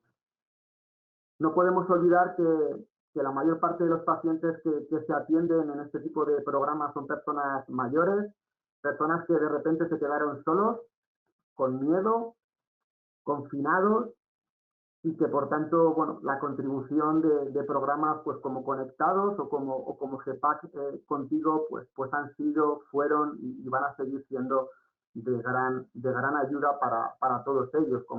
Como dato también pues, que refleja pues la relevancia de estos programas, decir que durante todo este periodo pues que llevamos de pandemia se han incrementado en más de un 40% el número de llamadas. Por tanto, gracias de corazón por este tipo de proyectos que gestionáis desde vuestra asociación y que, insistimos, son tan necesarios. Y finalmente, además de colaborar con este tipo de proyectos, también desde Janssen y desde el resto de compañías hemos intentado ejercer de altavoz para que junto a los médicos las organizaciones de pacientes tengan más protagonismo y estén presentes en las mesas en las que se están tomando decisiones. Clínicos y asociaciones de pacientes son los que mejor saben y entienden lo que está sufriendo el paciente y lo que necesitan los pacientes en su día a día.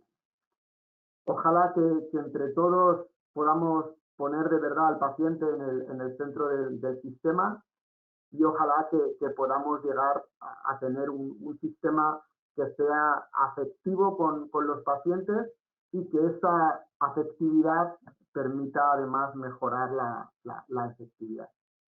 Nada más por mi parte y muchas gracias de nuevo. Vamos a pasar a la ronda de preguntas.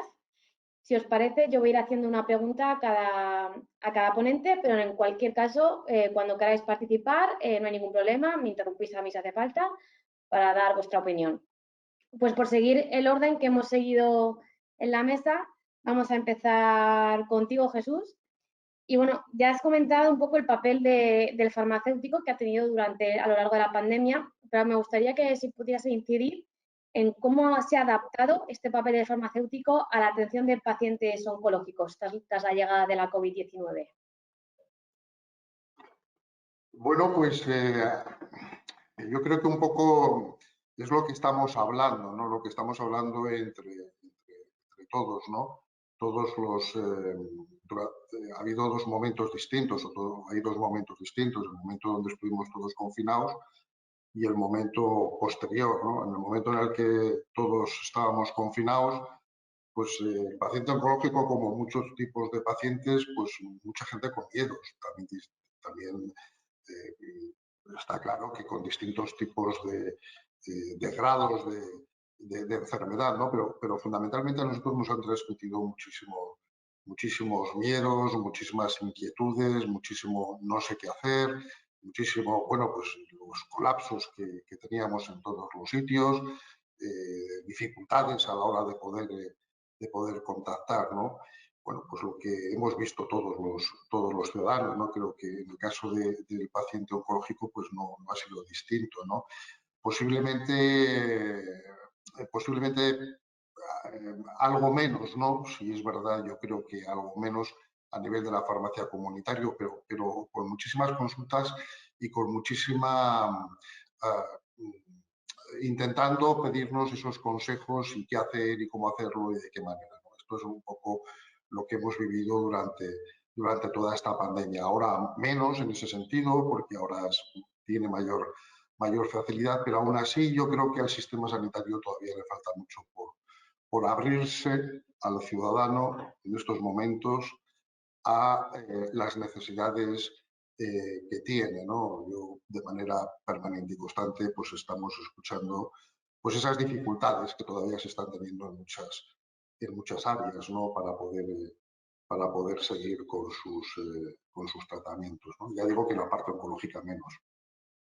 Pues muchas gracias, Jesús, por su respuesta. Y doctor Armando López, como usted ha comentado, la mortalidad en los pacientes oncológicos ha superado en algunas ocasiones el 61% debido a la COVID-19. ¿Ello obliga a redoblar la atención y el seguimiento en todos los niveles de estos pacientes? Sin ninguna duda.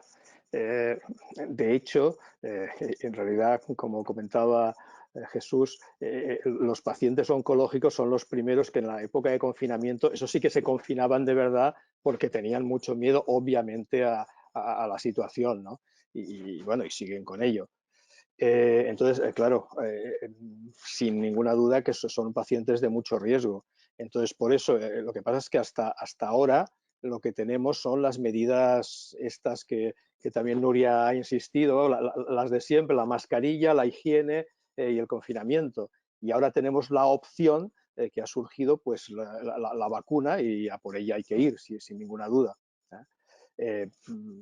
De todas maneras, claro, eso del 62%, dicho así, queda horroroso. Hay un solo estudio que dice el 62%. Yo creo que globalmente es ese 30%. Y hay que decir que tampoco es... Que evidentemente un poco, por desgracia, han fallecido aquellos pacientes, sobre todo los que ya estaban mal y que, como ocurre con la gripe cada año, y no nos escandaliza tanto, ¿no? Pero, o sea, cada año con la gripe, por desgracia, pues fallecen muchos pacientes que ya tienen no solo cosas oncológicas, sino pues neumópatas, etcétera, ¿no? Padecen de los pulmones, etcétera, y que con la gripe los descompensa y se mueren. Entonces aquí, es decir, afortunadamente, pues los pacientes que han fallecido son sobre todo pues los más mayores y los que tenían todas estas complicaciones, enfermedades refractarias, etcétera. Esto no pretendo minimizar la situación, o sea, aunque quites todos estos, te sigue quedando que, en fin, que la situación ha sido muy dramática, ha sido y sigue siendo. Por lo tanto, que hay que extremar las precauciones sin ninguna duda. Y ahora yo creo que ahora ya tenemos el siguiente paso, hay que ir a por la vacuna, sin ninguna duda. Y sí, bueno, y otra pregunta tengo para usted y también para Nuria. Debido al contexto y a la vulnerabilidad de estos pacientes en concreto que usted me ha comentado, ¿se debería continuar apostando en la medida de lo posible por la asistencia domiciliaria? Yo creo que la asistencia domiciliaria es un arma de doble filo. Como decía Nuria, pues ha sido fundamental la labor particularmente de enfermería en el control, etcétera, y nosotros hemos hecho también lo que hemos podido. Y hay muchas cosas que se pueden controlar razonablemente bien con la asistencia domiciliaria. Pero es muy importante también la asistencia presencial y que el paciente, pues que vea al médico, que lo toque el médico y esas cosas. Y eso está lo objetivo, que realmente no se te escapan menos cosas, y luego la cosa puramente emocional, de que está con el médico, le puede preguntar cosas, etcétera. Yo creo que es importante. Entonces, ahora un poco se tiende, bueno, ahora ya no volveremos atrás, vamos a hacer un montón de cosas, teletrabajo. Bueno, yo con eso siempre soy muy cauteloso. O sea, yo creo que hay cosas que se pueden hacer y que además, oye, si consigues que el paciente no venga 3 veces al hospital y que venga una sola, perfecto. Pero de ahí a decir que todo teletrabajo y al paciente de lejos, esto yo creo que no es buena idea y no será por ahí. No sé lo que opina Nuria. Bueno, un poco en parte pues coincido contigo, pero sí que es verdad que los pacientes oncológicos son pacientes de riesgo, entonces toda aquella cosa que podemos atender en el domicilio pues le beneficia, pero hay algunas cosas, si es un tratamiento de quimioterapia, tienen que venir al hospital a que se lo administremos, ¿no? Y luego hay una cosa importante que a veces se nos olvida, y es que lo hemos estado viendo. Muchas veces tenemos acceso a llamada, pero no a videollamada, y a veces en las llamadas tenemos pacientes que son de edad más avanzada y tenemos a veces problemas para entendernos y para una correcta comunicación. Y hemos visto también una brecha importante entre aquellos pacientes o aquellas personas que tienen acceso a cámara web, a ordenadores, donde hemos podido hacer una videollamada y donde un poco ves al paciente, que no sustituye al paciente cuando lo tienes delante, pero sí que es un poco más cercano que una llamada. Y se ha visto también brecha digital entre los pacientes, ¿eh? Claro que en eso no se ha pensado mucho, ¿no? O sea, de que hay gente que a lo mejor no tendrá ordenador para todo eso. Y luego que el sistema sanitario no estaba preparado para atender tantas llamadas, tantas videollamadas, ¿no? Y se ha visto en hospitales y en centros de salud, que hemos tenido que estar llamando continuamente y pues, con líneas bloqueadas, colapsadas, y no estábamos preparados para eso. A lo mejor ahora pues tendremos que hacer un análisis y ver si esas necesidades van a seguir, pues tenemos que hacer algo al respecto. Yo creo que lo del bloqueo, perdón, lo del bloqueo de líneas, eso de que la gente llamaba a los CAP, llama y no le atienden, esto encima el paciente oncológico, esto hay que arreglarlo. Y bueno, han comentado que ha disminuido mucho el número de nuevos casos, por ejemplo, porque se han disminuido el número de citologías. ¿Hemos recuperado ya todas estas pruebas o este volumen de casos que se retrasaron? Lo habíamos recuperado, en verano se volvió porque se habían bloqueado muchas consultas de especialistas, de pruebas diagnósticas, se habían reducido y se habían reducido considerablemente, y lo habíamos recuperado un poco, un mes de vacaciones, septiembre, octubre, pero ahora mismo con la actual tercera ola, que estamos otra vez colapsados, pues muchos hospitales están volviendo a tomar las medidas que pusimos en el mes de marzo. Y es posible que esto nos lo volvamos a encontrar dentro de unos meses, lamentablemente. Pues como sigan aumentando los casos, es probable. Bueno, Ángel, yo quería preguntarte en líneas generales, ¿qué repercusión puede tener cualquier virus, infección vírica en un paciente oncológico? Bueno, cualquier enfermedad infecciosa se manifiesta de una forma muchísimo más agresiva en una persona que está inmunocomprometida, y en este caso pues también los pacientes oncológicos en muchas fases de su enfermedad se encuentran en esa situación, ¿no?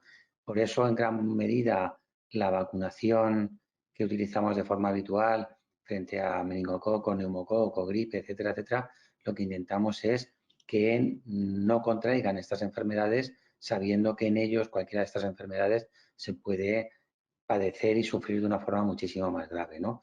Y con la COVID-19 pues estamos viéndolo exactamente igual, ¿no?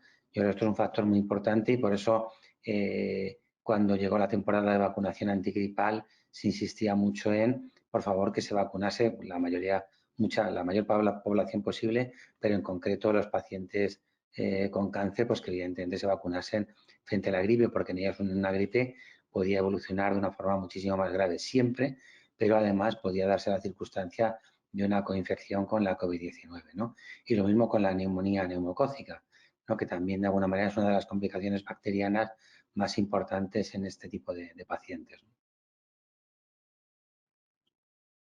Muchas gracias, Ángel. Vale, pues David, ya nos has comentado que se ha hecho todo lo posible por mantener los ensayos clínicos a lo largo de todos estos meses y yo quería saber, bueno, en qué situación está la investigación oncológica por parte de la industria y si de alguna manera sí que ha podido sufrir algún parón o se ha mantenido siempre.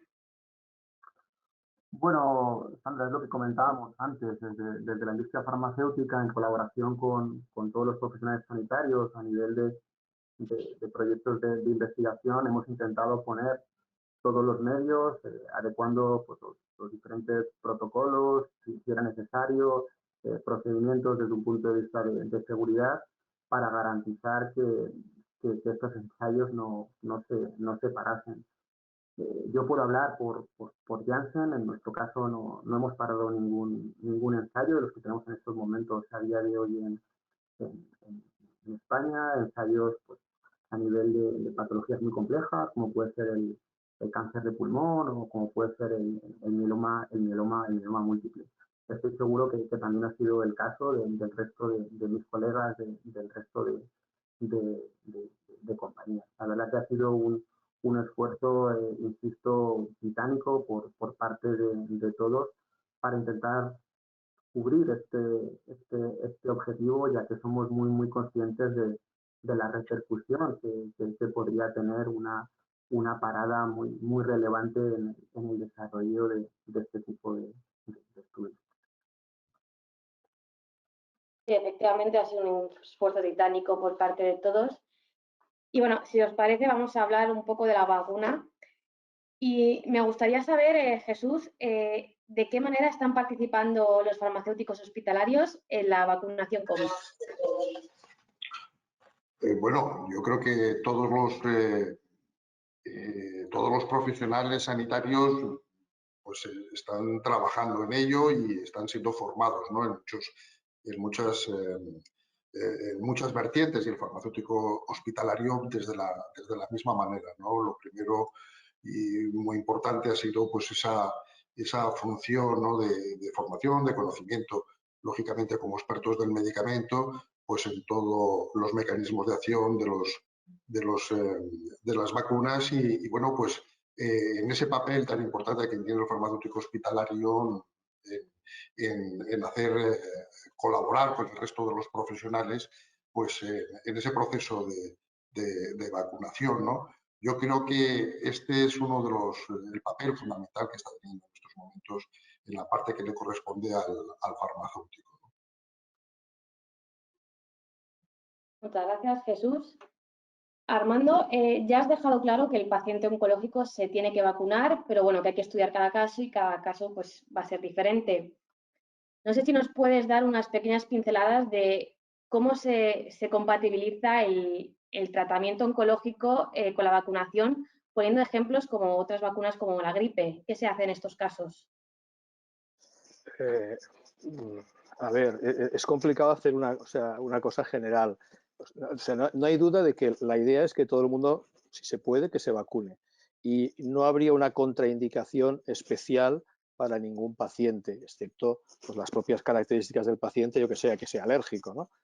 Entonces, claro, ahí entonces depende un poco de la situación de cada cual. Un paciente que esté haciendo en este momento quimioterapia activa y que tenga previsto acabarla dentro de poco, pues probablemente tiene sentido que la acabe ya y que inmediatamente se vacuna. Un paciente que tiene que iniciar algún procedimiento, yo estoy pensando como hematólogo, un paciente ahora que tenemos que está en lista para hacer un autotrasplante, un trasplante halogénico, una terapia CAR, que encima son terapias carísimas, pues está claro que lo ideal sería que se vacunara antes. Un paciente que está haciendo un tratamiento más o menos crónico, ponía antes el ejemplo, un paciente con linfoma folicular que está en la fase de mantenimiento, que dura 2 años y que le queda 1 año y medio, pues hay que vacunarlo ya para que, bueno, probablemente sea menos efectiva, pero algo va a proteger, por lo tanto que se vacune ya y ya está. Yo creo que un poco en la duda hay que vacunar. Claro, si tienes un paciente, también ponía antes el ejemplo, paciente con una leucemia aguda que está en la plena fase de inducción, en plena aplasia, pues no será este el momento, porque además no sería efectiva. Pero en cuanto recupere esto, yo creo que ya se puede vacunar. Pero esto, claro, esto así que ya no podemos generalizar para todas las situaciones. Esto tiene que ser el médico el que determine en qué momento es el idóneo. Por supuesto. Y en este sentido, Nuria, ¿cuáles son las preocupaciones principales de los pacientes oncológicos acerca de la vacunación? Respecto a la vacuna, pues la mayoría de los pacientes lo que nos transmiten es cuándo me voy a vacunar, porque son los que pasa lo mismo en la vacuna de la gripe. ¿Cuándo empezáis a vacunar? ¿Cuándo me la puedo poner? Quiero decir, yo creo que de las personas afectadas de alguna patología son los más conscientes, tal vez, de la importancia de la vacuna. O sea, que no creo que cuando vayamos a la población de riesgo y hagamos los listados, creo que con ellos no vamos a tener muchos problemas. Van a estar allí los primeros. Qué bien. Y bueno, Ángel, yo quería preguntarte qué nos ha enseñado la historia acerca del comportamiento de las vacunas en perfiles de pacientes con otras patologías. Lo que nos ha puesto de manifiesto, diríamos, es que realmente mejora su calidad de vida, ¿no? El incorporar las vacunas porque antes siempre teníamos una cierta costumbre, nos pasó con la gripe, ¿no?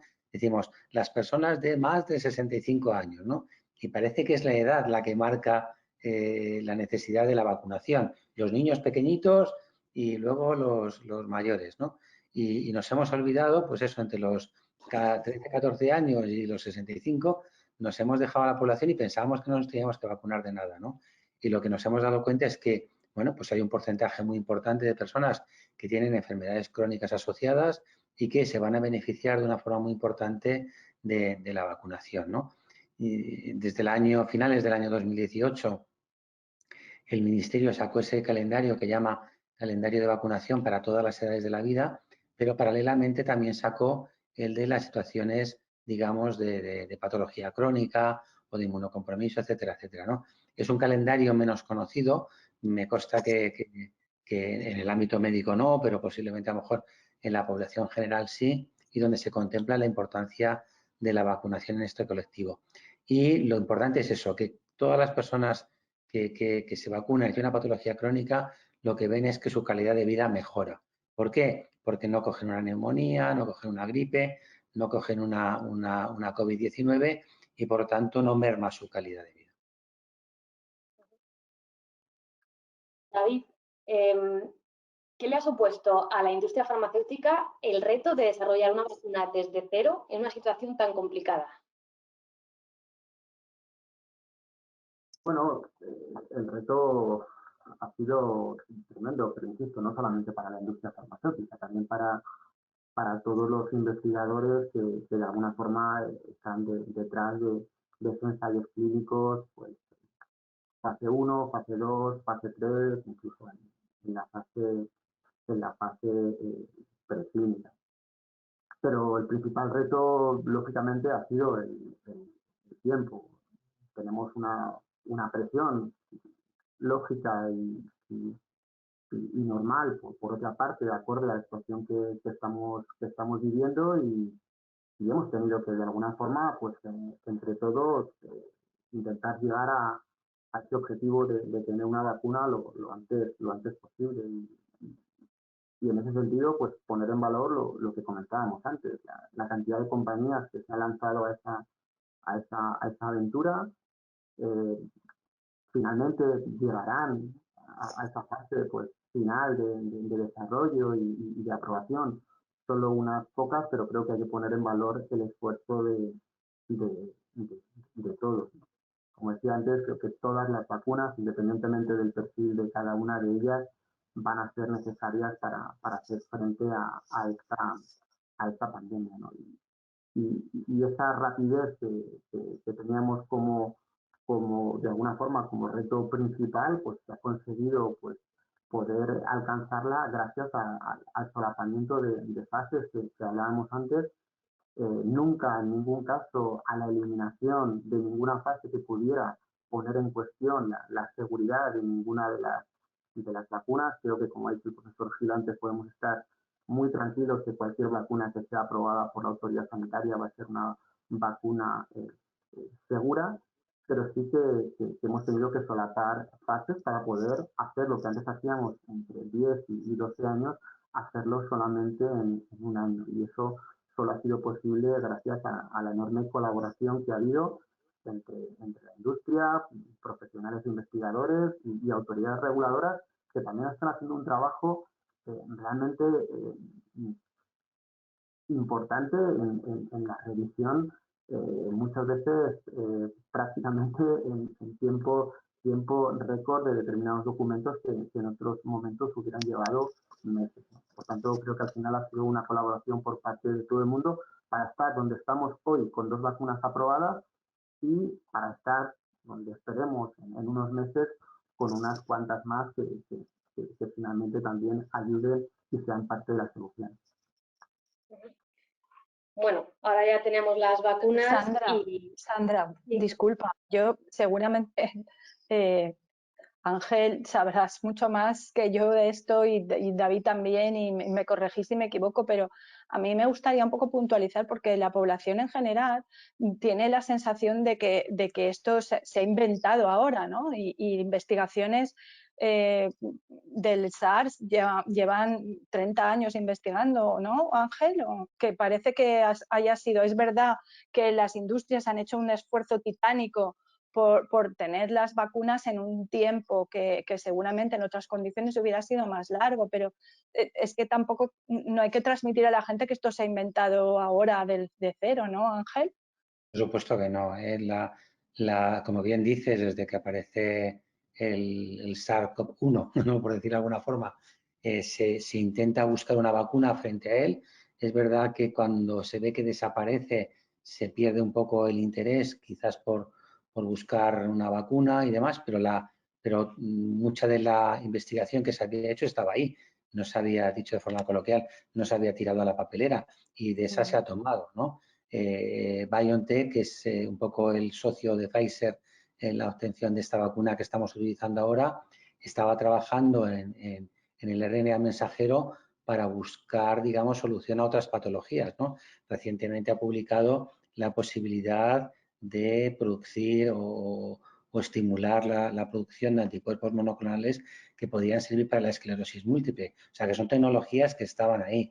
La que he dicho antes de hay un par de vacunas, de la de Novavax y la de GSK y Sanofi, que es por recombinación genética, DNA recombinante, eso ya lo tenemos, es la de hepatitis B o la de papilomavirus. Por lo tanto, hay muchas cosas que ya sabíamos. ¿Qué se ha hecho? Pues lo que planteaba evidentemente David, es un esfuerzo titánico de la industria farmacéutica, como él bien ha dicho, investigadores, toda la comunidad científica y muchos estados diciendo, oye, tenemos que dar una respuesta a la población y tenemos que tener una vacuna. ¿Qué tenéis ahí? Dicho así de una forma un poco simplista, ¿qué tenéis ahí que nos pueda servir para sacar una vacuna, ¿no? Y se ha puesto todo el mundo manos a la obra, ¿no? Yo creo que esto, la OMS también ha trabajado, como he dicho, en ese proyecto de Solidarity para que las vacunas lleguen a todo el mundo. Decía David que se pueden llegar a fabricar 10.000 millones de dosis, pero es que somos 7.000 millones de personas en el mundo. Hay que dar una respuesta global a ello. La pandemia no es de la Comunidad de Madrid, no es de España, ni es de Europa, es de todo el mundo, por eso se llama pandemia, ¿no? Entonces, tenemos que buscar estas soluciones. Y la Administración, la Agencia Europea, la FDA y demás, lo que ha hecho ha sido que yo aquí tengo un pequeño matiz, que no sé si David lo compartirá, que, bueno, no estaría de más que en el futuro trabajasen también con esta celeridad con el resto de medicamentos, porque a veces desde que llega el dossier de un medicamento hasta que lo aprueban, pues van un poco lento. Y acordaros que incluso hubo un tirón de orejas por parte de una presidenta de gobierno a la agencia europea diciéndole, oiga, que se reúnan ya para aprobar esto. O sea, no puede ser que nos vamos a reunir tal día. No. Esto corre prisa. Yo creo que todos los medicamentos corren prisa. Y voy a aprovechar que tengo así la palabra que me la da un poco Nuria para decir que lo que tenemos que tener claro es que tenemos que invertir más en sanidad y más en investigación y desarrollo. España estamos un poquito a la cola y si no apostamos en esto, difícilmente podremos dar las soluciones que necesita la población. Hay que invertir en salud, y hay que invertir, evidentemente, en investigación y desarrollo. Yo quería añadiros... No, adelante, por favor. Sí, yo quería también un poco, por decirle un poco a Nuria, ¿no? de lo que está comentando, y que estoy absolutamente de acuerdo. Y es que, claro, los que estamos aquí sabemos, ¿no?, cómo ha ido todo, de qué va un poco todo el tema desde el punto de vista técnico, ¿no? Pero no os olvidéis de todos los temas que hemos tenido y que tenemos en los medios de comunicación con respecto a los bulos, noticias, puestas en duda de las vacunas y de tantas cosas, ¿no? Hemos creado en estos momentos de incertidumbre también mucha más incertidumbre sobre los ciudadanos, ¿no? Y aunque hay muchos ciudadanos que están a favor de esto, hay otros que dicen primero te vacunas tú y después de que yo vea el resultado, entonces ya me voy a vacunar. Lo hemos hecho, estamos haciendo. O sea que... Claro, Nuria, eso es lo que tú dices, ¿no? Entonces, aquí también tenemos que hacer una reflexión, ¿no? Una reflexión importante de muchas de las cosas que han estado pasando, cosas que no han pasado, pero que se dicen que pasaban, cosas que pasaban y no se decía que se pasaban. O sea, aquí hemos tenido una situación muy compleja, también desde el punto de vista informativo, que era lo único que veían los ciudadanos, que era lo único que veían los pacientes y que era de lo único que hablaban los medios de comunicación, ¿no? Esas primeras encuestas, ¿no?, que decía el CIS, que el 56% de los pacientes, de los ciudadanos, no se querían poner las vacunas. Bueno, oiga, pero ¿de qué hablamos, no? Luego resulta que cuando vemos los resultados reales es el 5% y ese 5%, bueno, pues a ver lo que pasa, ¿no? También en eso nosotros, por ejemplo, es por una de las cosas, ¿no?, cuando me preguntabais, ¿qué queréis hacer ahora? ¿No? Pues nosotros queremos desmitificar esos bulos. Es que nos parece que es importantísimo, porque es que si no, o sea, si empezamos a dudar de las vacunas y empezamos a dudar de nuestras agencias, de la agencia española, de la agencia europea, pues ya no sé en qué vamos a creer, ¿no? Sí, Sandra, yo por mi parte y de forma complementaria a lo que ha comentado antes el profesor Gil relativo a la pregunta de Nuria, bueno, también dar algún dato en cuanto a esta tranquilidad de que las compañías que están desarrollando vacunas saben lo que están haciendo. Permitidme poneros un ejemplo. En el caso de Janssen es una compañía con una gran experiencia en el desarrollo de vacunas. Nuestra última aportación ha sido la vacuna del ébola, aprobada por la EMA. Estamos desarrollando también vacuna preventiva en el caso del HIV, es la primera vacuna preventiva frente a este virus que llega a fase 3, y ahora estamos focalizados en la vacuna del COVID. Pero el desarrollo de vacunas ha conllevado también determinadas sinergias que también permitan acelerar determinadas cosas. Y como dato, dejadme daros uno, ¿no? Nuestra vacuna del COVID es una vacuna que utiliza un vector viral para transportar el segmento genético que codifica la proteína S del COVID, mismo vector utilizado para la vacuna del ébola, mismo vector testado a nivel de seguridad en más de 120.000 personas en diferentes ensayos previos a los del COVID en el entorno de la vacuna del ébola. Por tanto, lo comento a título, bueno, pues de ponerlo como ejemplo de que efectivamente las vacunas no han salido de la nada, hay detrás un expertise muy importante por parte de muchas compañías, de muchas personas que llevan trabajando muchos años en este entorno. Oye, me vais a permitir que sea un poco pesado, ¿no? Porque quería contestarle también al profesor Gil, ¿no? En un sentido, cuando decía que hace falta mucho más inversión, ¿no?, en investigación. Cuando el profesor Gil nos hablaba de la vacuna española, es que es tremendo, ¿no?, que nuestra vacuna española, con Mariano Esteban, que fue el presidente de la Real Academia de Farmacia, y bueno, pues que en estos momentos sean dos personas eméritas las que estén tirando del carro de esta investigación de una situación tan complicada para este país, ¿no? Ellos, que son profesores, personas que ya no están en activo, ¿no? Bueno, y que además no cobran, ¿no?, por decirlo de alguna manera, ni un duro por ese trabajo, ¿no?, que están haciendo. Hombre, yo creo que nos lo tenemos que hacer mirar, ¿no?, que en nuestro país solamente sea el grupo de o de los pocos grupos, el de Mariano Esteban, siendo emérito, pues tiene la verdad que un mérito algo más que importante, ¿no? Hay esa inversión que dice el profesor, que es fundamental, porque es que si no... Está claro, Jesús, que es vital, ¿no? Yo creo que tenemos un montón de gente joven con ganas de luchar, de trabajar y de investigar y de hacerlo en nuestro país, ¿no? Pero bueno, así es la vida.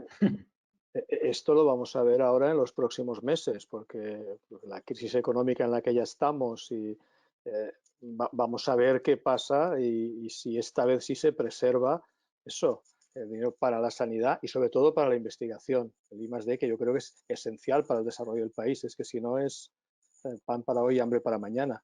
Y no basta con que qué bien que tenemos acceso a la vacuna que han inventado otros, es que es fundamental que nosotros generemos investigación. A mí me da mucho miedo la fragilidad de memoria que tenemos los españoles.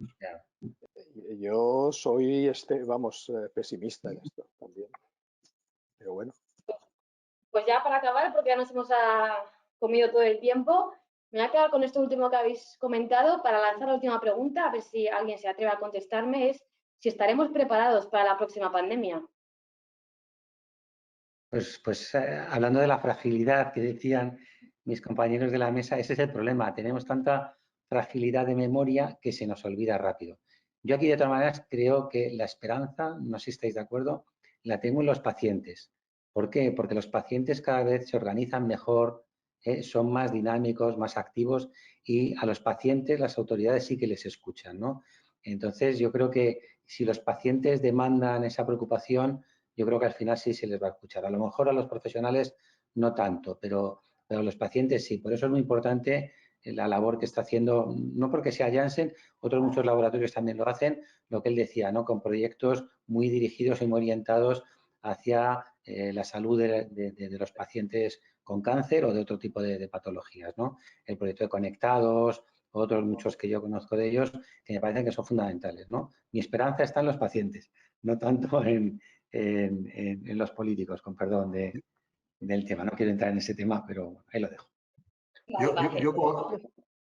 Sí, bueno, yo lanzo una lanza a favor de la enfermería, de las enfermeras gestoras que aprendieron cuando tuvimos el problema del ébola y ahora han aprendido, y entonces yo pongo mis esperanzas también en ellas y que algo de lo que hemos aprendido ahora pues nos quede para, esperemos que no muchas futuras pandemias, esperemos que no haya, que seamos conscientes del problema y que lo evitemos, pero que si ocurre pues que hayamos aprendido.